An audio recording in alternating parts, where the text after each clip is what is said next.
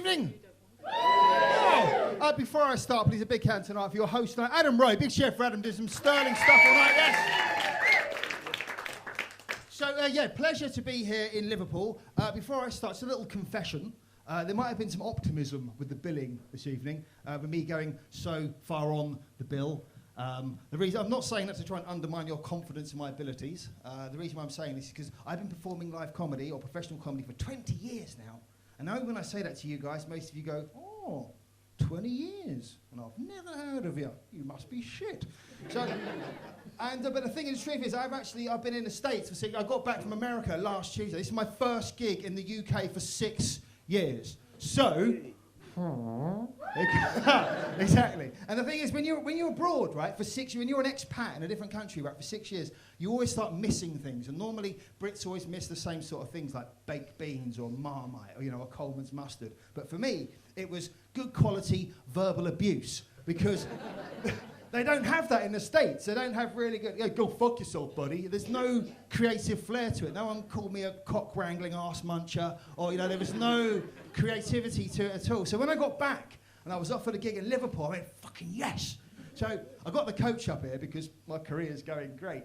So I got the coach up and I got out there. The first thing I did was I went into a newsagent right in the centre of Liverpool. And up to the guy, excuse me, mate, have you got any copies of the Sun newspaper, please? Yeah. And the guy narrowed his eyes and went, hey, fuck off, you fucking cockney prick. We don't sell fucking Sun newspaper in fucking Liverpool. I went, yes, I know. I just wanted to hear you say that. Thank you so much. He called me the C word, a little tear came out my eye.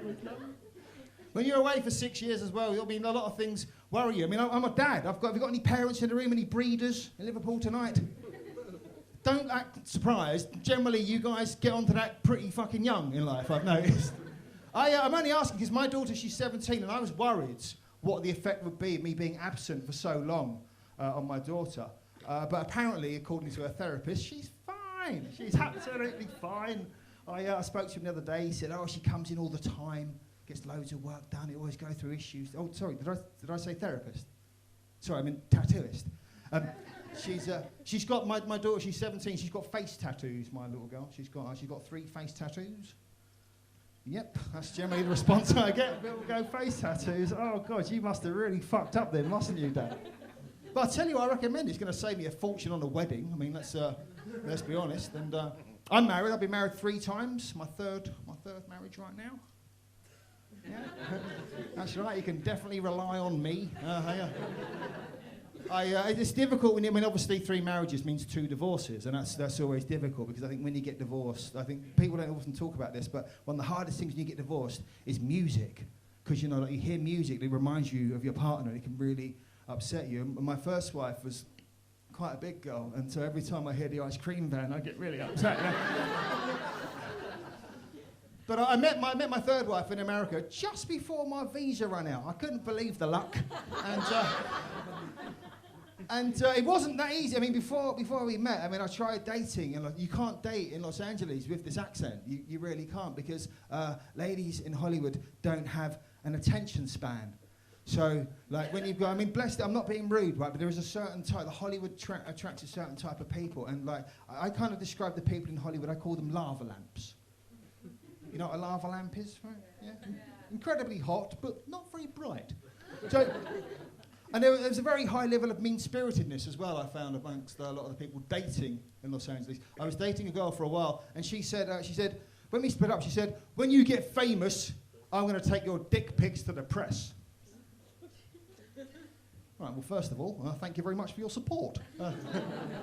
It's unlikely I'm ever going to get famous, but thanks. And also, your second point, you're going to take my dick pics to the press. Well, you knock yourself out, love. You might find the market saturated.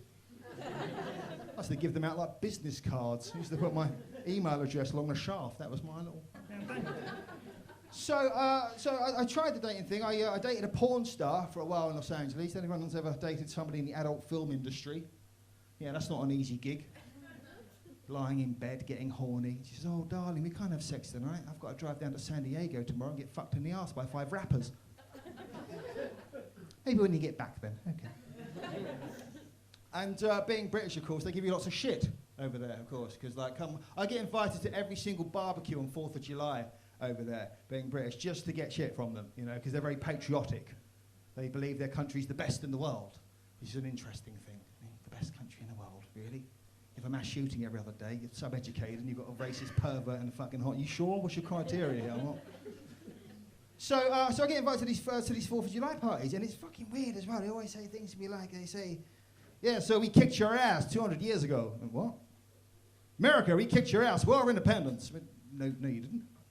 War of Independence, that was the British fighting the British colonists. You didn't beat us. We beat us.